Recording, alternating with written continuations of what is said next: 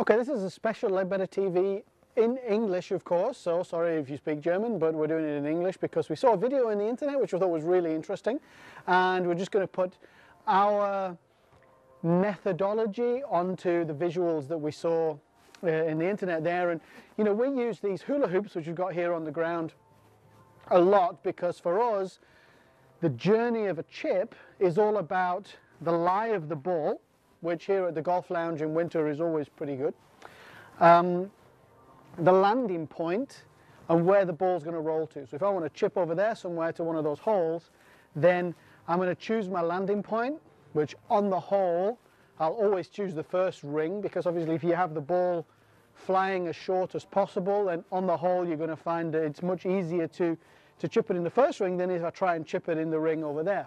And it's quite interesting, if you put 3 hula hoops on the ground and just stand there, it automatically appears that the third one is much smaller than the one right in front of you. And you think, well, actually it's pretty tough to chip a ball into that third hula hoop to have it land there.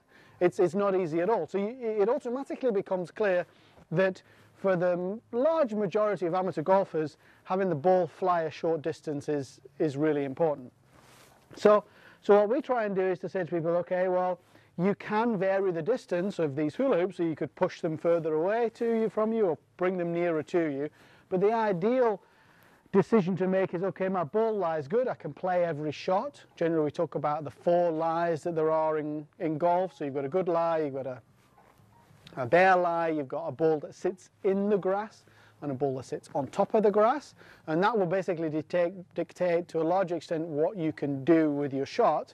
So obviously we've got a good lie here because it's minus whatever it is, and we're at the golf lounge here, so we've got a great lie, so I can do anything I like. And the next decision is, where's my landing point going to be? And for us, the landing point is obviously always, as we said, this first hula hoop. So I'm going to chip it into the first hula hoop and have the ball then basically roll all the way, and it's amazing how far the ball rolls when it's minus 20 degrees or whatever. So we use the hula hoops mainly for that. But what we're going to do now is, as we saw in this internet video, is Sven's going to now lift up these hula hoops. So we've got basically now these hula hoops in the air. So what we've got now is basically, do you want to take a step back, Sven, and I'll just take a step back over here. It's basically I've got 3 hula hoops in terms of height. Now what we don't really want to do is vary the height with the action we make. You know, so you really don't want to start messing around with ball position, because you know, we like the ball position to be on the left heel with our weight forwards. So if you start messing around with that, you for example putting the ball back to hit it in the first hula hoop, then yeah, sure, I can go ahead and do that, but I'm playing a completely different type of shot, and it's not necessarily one that every amateur golfer is going to be able to play. You don't necessarily want to have the ball on your right foot, hit down on it quite a bit, and yeah, I can get it through that lower hula hoop, but it requires a ball striking ability which a lot of amateur golfers don't have. So what we like to do is say, well, you know, what you need to do is keep your setup the same and use these hula hoops to visualize. So really these are a visualization aid, and they help you to visualize the height of the shot you play, because you know, if you use our basic setup, put the ball on your left heel and set your weight forwards, but not the shaft, you've got plenty of loft on the club, so when you play just a normal shot, then the ball almost goes through the middle hula hoop.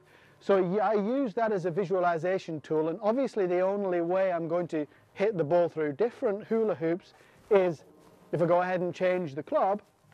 Now I can get it through the bottom hula hoop without having to manipulate the club in any way through impact and change pretty much everything, the launch angle and the velocity and of course the roll of the ball. So I just go ahead and change to an 8-iron and then make my normal movement, and the thing goes through the lower hula hoop.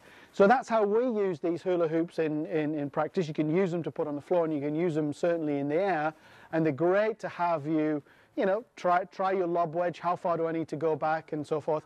But it really helps you visualize the flight of the ball, which is basically the second step in the journey. My lie is good, where's my landing point need to be, and how am I going to hit the ball to get there, what flights the ball's going to have. So that's how we use our hula hoops. Hope that was interesting for you. Go ahead and get some hula hoops. They're good fun anyway. And go ahead and practice. This is something you can do over winter, so it fits great into our winter series of what you can do over winter. Sven, it's very cold now, so we're going inside.